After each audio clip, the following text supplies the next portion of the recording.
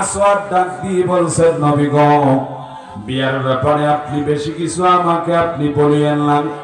আল্লাহর নবী বিশ্ব নবী এবার সাহাবীকে ডাক দিয়ে বললেন, সাহাবী শোনো শোনো, আমি নবীজি যদি কাউকে যদি মেয়ে দিতে বলি তাহলে মেয়ে দিয়া দিবে। নবীজি আমার একটা কলম দিলেন, প্লিজ আমার দিকে তাকান, যুবক ভাইরা আমার দিকে তাকান। আল্লাহর নবী বিশ্ব নবী একটা কলম হাতের মধ্যে নিলেন, ছোট্ট একটা কাগজের টুকরা নিলেন। নবীজি আমার কাগজের টুকরা নিয়ে কাগজের উপরে শুরুতেই লিখলেন, আসসালামু আলাইকুম প্রিয় সাহাবী, আমি আসওয়াদ নামে একজন সাহাবীকে তোমার বাড়িতে পাঠিয়ে দিলাম। তোমার ঘরে যেই সুন্দরী কন্যাটা আছে, এই সুন্দরী কন্যার সঙ্গে আমার কালো আসওয়াদের বিয়া দিবা। ইতি রহমাতাল লিল আলামিন। আরো জোরে বলেন মারহাবা, আরো জোরে বলেন মারহাবা। আল্লাহর নবী বিশ্ব নবী এবার চিঠি দেওয়ার পরে বললেন, যান যুবক দ্রুত গতিতে চলে যাও। আস্তে আস্তে করে এবার যুবক পা পা করে হেঁটে হেঁটে আল্লাহর নবী বিশ্ব নবীর ওই প্রিয় সাহাবীর বাড়িতে চলে গেলেন। সাহাবীর বাড়িতে যাইয়া নবীজির সাহাবী আসওয়াদ একবার আকাশের দিকে তাকায় আর একবার জমিনের দিকে তাকায়। আসওয়াদ আকাশের দিকে তাকায়, জমিনের দিকে তাকাই, ডাক দিয়ে বলে, বাপরে বাপ, এত বড় বাড়ি, এই বাড়ির কন্যা নাকি আমার সঙ্গে বিয়া দিবে? এটা কেমনে সম্ভব? এটা তো সম্ভব নয়। আমি বিশ্ব নবীকে এই জন্য আগেই বলেছি, আমাকে কেউ তো মেয়ে দিবে না, আপনি আমাকে পাঠিয়ে দিবেন না। 2 তলা বাড়ি, আকাশে এবং জমিনে তাকায়। একটা পর্যায়ে দারোয়ানকে কাছাকাছি যাইয়া ডাক দিয়ে বলছে, দারোয়ান তুমি কি এই বাড়ির দারোয়ান? জি হ্যাঁ। বলছে, তোমার মালিকের সঙ্গে আমি একটু কথা বলতে চাই। উপর তলায় এবার দারোয়ান যাইয়া মালিকের ডাক দিয়ে বলছে, মালিক আপনার সঙ্গে একজন কে যেন কালো মানুষ, একটা কালো যুবক আপনার সঙ্গে দেখা করার জন্য আসে, আপনি কি দেখা করবেন? নবীজির প্রিয় সাহাবী এবার নিচে নেমে এসে ডাক দিয়ে বলছেন, কে গো তুমি? কালা আসওয়াদ ডাক দিয়ে বলছেন, আপনি মনে হয় বাড়ির মালিক? জি হ্যাঁ আমি বাড়ির মালিক। বলছেন, সালাম আলাইকুম শ্বশুর আব্বা। মারহাবা কোন রে? কে তুমি আমাকে শ্বশুর আব্বা বললাম? বাড়ি জানি না, ঘর জানি না, কেন তুমি সালাম দিলাম? বলছে, এই জন্যই সালাম দিলাম, আপনি আমার আগামী দিনের হবু শ্বশুর। সুবহানাল্লাহ বলেন। আবার ভাইরা আমি আপনাদের প্রশ্ন করি, এই অঞ্চলের মধ্যে যাদের মেয়ে আছে ওই বাড়িগুলোতে দেখবেন, তাকিয়ে তাকিয়ে দেখবেন, বিশেষ করে এই এলাকায় যে যুবকগুলো আছেন, ওই বাড়ির মুরব্বী তার বাড়ি ওই সুন্দরী কন্যার আব্বাকে মাঝে মধ্যে কিন্তু এলাকার কিছু ছেলেরা যদি দেখে ফেলে, দেখলেই কিন্তু সালামের স্টাইলটা কিন্তু বাড়িয়ে দেয়, বলে সালাম আলাইকুম আঙ্কেল। কি কথা কি ঠিক আছে? কারণ তাহলে এই জন্যই সালাম দেয়া হয়।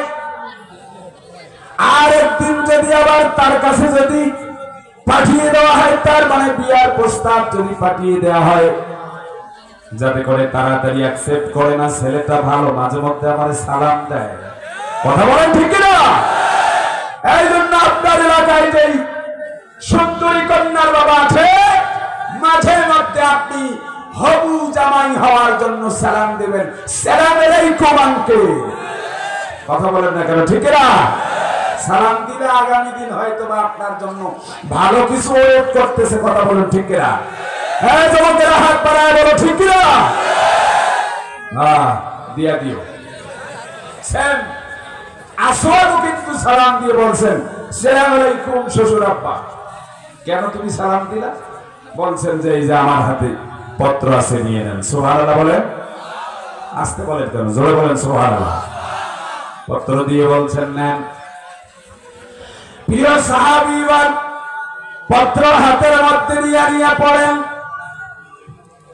আসসালামু আলাইকুম প্রিয় সাহাবী, আমি আসওয়াদ নামে একজন লোককে তোমার বাড়িতে পাঠিয়ে দিয়েছি, পারলে তোমার সুন্দরী কন্যাটার সঙ্গে আমার আসওয়াদের তুমি বিয়া দিয়া দিবা। ইতি রহমাতাল লিল আলামিন।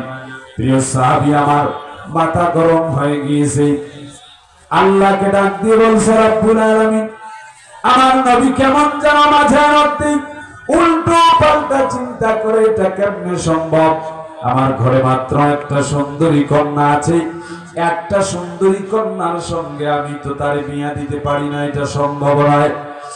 আল্লাহর গোলাম আসওয়াদকে ডাক দিয়ে বলছে, আসওয়াদ রে, আমার বাড়ি থেকে জলদি বেরাও, তা না হলে কিন্তু আমি তোমার আঘাত করবো, জলদি বাইরে হয়ে যাও। আসওয়াদ পা পা করে হেঁটে হেঁটে বাইরে যাইয়া রব্বুল আলামিনের দরবারে কেঁদে কেঁদে ডাক দিয়ে বলে, আল্লাহ, আমি আগেই আমার নবীজিকে বলেছিলাম আমাকে কেউ জামাই বানাবে না, কেউ মেয়ে দিবে না, কেউ তো আমারে জামাই বানাবে, কেউ তো জামাই বানাবে না, কিন্তু আমার নবীজি জোর করে আমাকে একটা পত্র দিয়ে পাঠিয়ে দিলেন। একটা পর্যায়ে নবীজি সাহাবী চলে গেলেন, কিন্তু সুন্দরী মাইয়াটা উপর তলা থেকে নিচের তলায় দৌড় দিয়ে এসে ডাক দিয়ে বলছে, বাবা, ও বাবা গো, আমি আপনার কাছে একটা কথা জিজ্ঞাসা করতে চাই। একটু আগে আমি ওই যে একটা যুবককে দেখলাম আমার বাড়িতে প্রবেশ করলো, হাসতে হাসতে প্রবেশ করলো, এখন আবার দেখলাম কাঁদতে কাঁদতে কেন যেন বাইরের দিকে যাচ্ছে। বাবা গো, তুমি বলো কি হয়েছে বলো। ডাক দিয়ে বলছে, কন্যা, এই যে একটা পত্র আমার হাতে আছে, পত্রটা নিয়ে নাও, পড়ো। মেয়েটা পত্র পড়তে আরম্ভ করেছে, পড়ে দেখেছেন, আসসালামু আলাইকুম। প্রিয় সাহাবী, আমি আসওয়াদ নামে একজনকে পাঠিয়ে দিয়েছি, তুমি আসওয়াদের সঙ্গে আমার তোমার সুন্দরী কন্যাটাকে বিয়া দিয়া দিবা। ইতি রহমাতাল লিল আলামিন। মেয়েটা পত্র পড়ার পরে ডাক দিয়ে বলছেন, বাবা গো, তুমি কি বলছো? বলছে, মা, আমি না প্রস্তাব দিয়েছি, কারণ আমি তোমার মতো সুন্দরী কন্যাটাকে আমি এই কালো যুবকটার সঙ্গে বিয়া দিতে পারি না, যার কারণে আমি ফেরত দিয়ে দিয়েছি।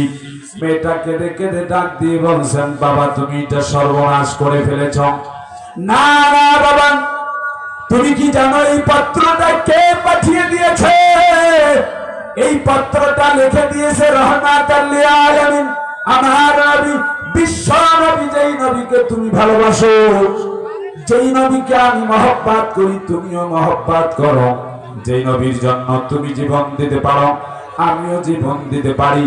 না, এটা হবে না, দ্রুত গতিতে তাড়াতাড়ি করে তুমি ওই যুবকটাকে জলদি করে ডাক দিয়ে নিয়ে আসো, ওই যুবকটাকে আমি বিয়া করতে রাজি আছি। বলুন সুবহানাল্লাহ। এত আস্তে কেন?